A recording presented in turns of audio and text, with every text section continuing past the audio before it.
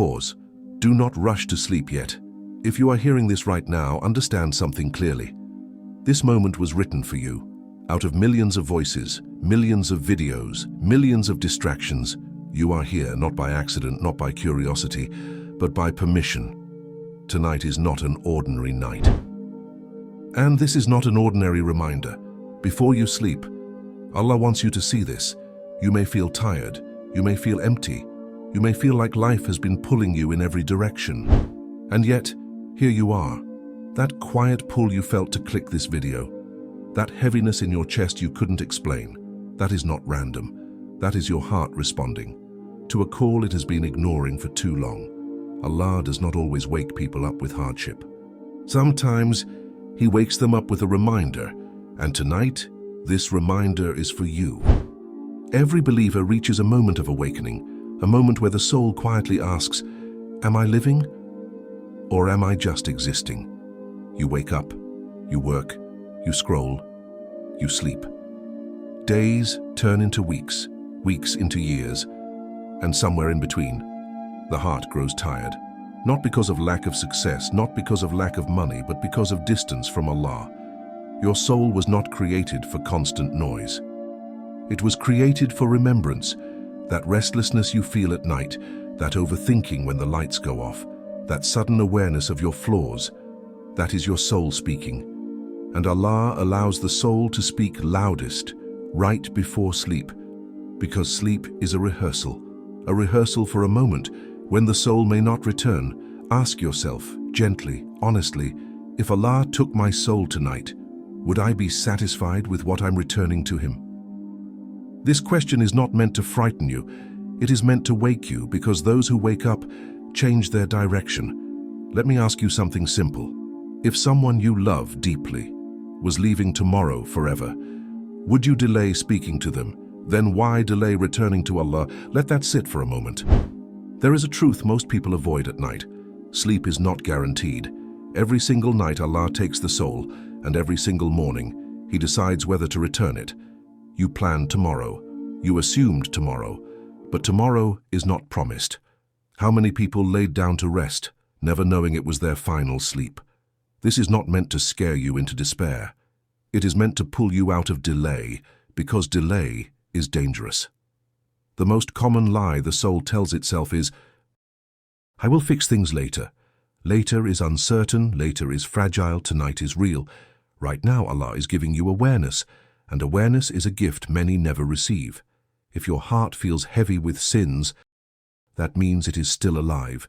If you feel regret, that means Allah is still calling you. The worst state is not sin, the worst state is indifference, and you are not indifferent. That is why you are here. Do not ignore this moment. Moments like this shape destinies. In the next part, you will learn the one intention that can turn your sleep into worship and your night into protection. But most people miss it because they underestimate this moment. Stay with me, because what you do before your eyes close tonight may decide how your heart opens tomorrow. Now listen carefully. After fear, Allah always opens a door, because Allah is not waiting to punish you. He is waiting for you to return, no matter how far you think you've gone, no matter how heavy your past feels, no matter how many nights you slept without remembering Him. Allah's mercy is closer than your own heartbeat. You are not listening to this reminder by accident. If Allah wanted to leave you lost, He would not have reminded you. The fact that your heart feels something right now, that softness, that regret, that quiet hope, that is mercy. Allah says that He loves those who turn back to Him, not those who never fall, but those who return. And returning does not require a long speech. It does not require perfect words. It requires honesty. Tonight, before you sleep, you can speak to Allah without fear. You can say, Ya Allah, I am tired. Ya Allah, I tried and failed. Ya Allah, I forgot you, but I don't want to anymore. And Allah listens. Not later, not tomorrow. Now imagine this moment. The world is quiet.